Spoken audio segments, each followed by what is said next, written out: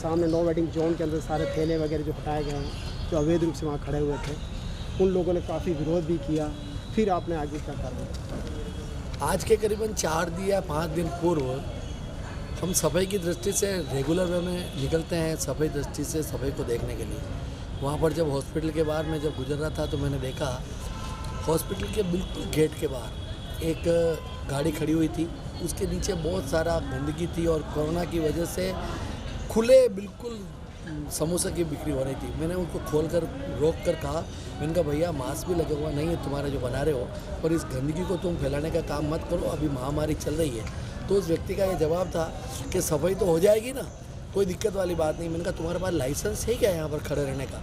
तो उस व्यक्ति ने कहा कि लाइसेंस तो हमारा वेंडिंग जोन के अंदर हमारा जो वेंडिंग समिति बनी हुई है, हमारे अध्यक्ष जी से बात करनी पड़ेगी। मैंने कहा लाइसेंस तुम्हारे पास है क्या? नहीं है तो इसको तुम हटाओ, मैं यहाँ से सफाई अभी कराऊंगा। मैंने उस गाड़ी को हटवाया। गाड़ी को हटवाने के पश्चात वहाँ से एक ट्रॉली कचरा और गंदगी वहाँ से हमने निकाली। फिर उसके पश्चात हमने हमारे अधिकारियों को कहा कि भाई इनकी ठेलों वालों की ये तो पूछो कि तुम नो वेंडिंग जोन के अंदर खड़े हुए हो, तुम्हारे पास लाइसेंस नहीं है, जहाँ पर वेंडिंग जोन बना रखा है वहाँ पर तुम जाओ, आराम से व्यवसाय करो। हम गरीब को किसी कीमत के अंदर हटाने का प्रयास नहीं करते हैं, लेकिन कुछ लोग अपनी दुकान चलाने के लिए एक व्यक्ति 4 ठेले चलाकर 25-20 15 ठेले चलाकर, और ऐसे जनप्रतिनिधि जो 3 बार पार्षद रहे हैं, उनमें ये भी ज्ञान नहीं है कि शहर को सुंदर कैसे बनाएंगे।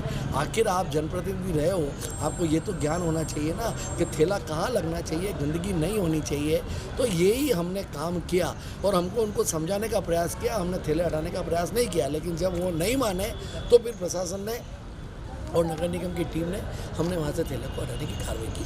आज सवेरे प्रातः वापस वो 9 जने बैठ गए और वही इनकलाब जिंदाबाद और लाल झंडा और कुछ राजनीतिक कार्यकर्ता वहाँ पर आ गए और वहाँ पर धमाल पट्टी करने लगे।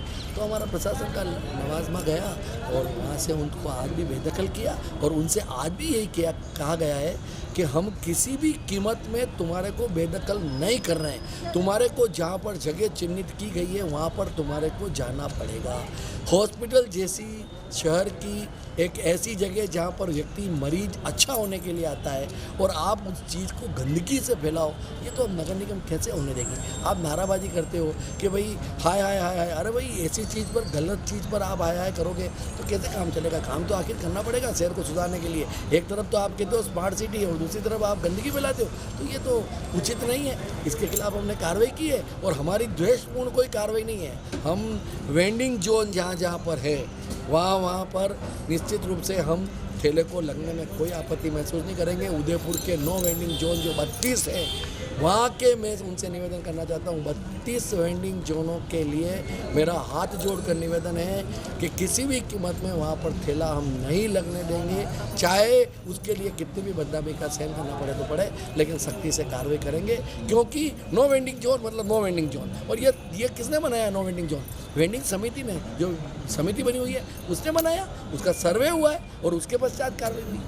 अगर वो लोग कल कोर्ट में जाते हैं, निगम के खिलाफ कोई कार्रवाई करते हैं, इस्तीफा करते हैं, हाँ तो कोर्ट में जाओ ना। कोर्ट ने यही तो निर्देश दिया है कि इनको बेदखल नहीं किया जाए, और बेदखल नहीं का मतलब वेंडिंग जोन में इनको शिफ्ट किया जाए। नो वेंडिंग जोन का मतलब नो वेंडिंग जोन है। अब वहाँ पर बोर्ड लग रहा है नो वेंडिंग जोन का, और आप वहाँ पर दादागिरी और गुंडागिरी के साथ में आप खड़े हो और रात की 11-11, 12-12 बजे तक इस तरह से बिजनेस कर रहे हो और शहर का अच्छा वातावरण ख़राब कर रहे हो, तो ये तो कैसे होने देंगे?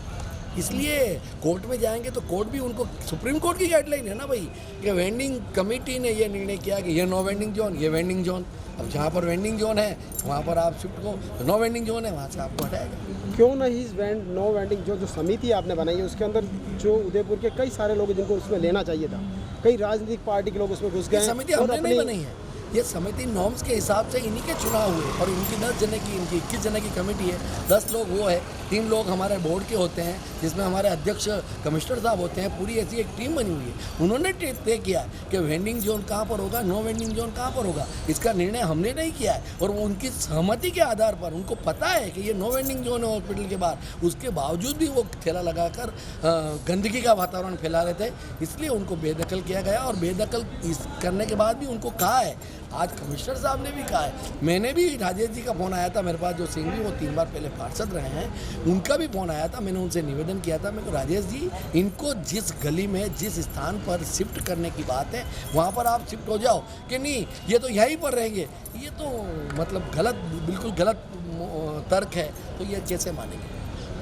ये थे हमारे साथ पारस सिंह जी, जिन्होंने अपनी बात को नगर निगम की बात को रखा, कानून नियम और सारे कायदे बताएं। आप चाहते हैं कि उधर स्वच्छ सुंदर रहें, कोरोना महामारी के अंदर ना फैलें, तो हमारा भी यही है कि हमारा चैनल भी यही चाहता है कि कोरोना महामारी ना फैले, सभी लोग व्यवस्थित रहें और अपना धंधा अपना व्यवसाय पूर्ण इज्जत से करें, अपना घर बार चलाएँ।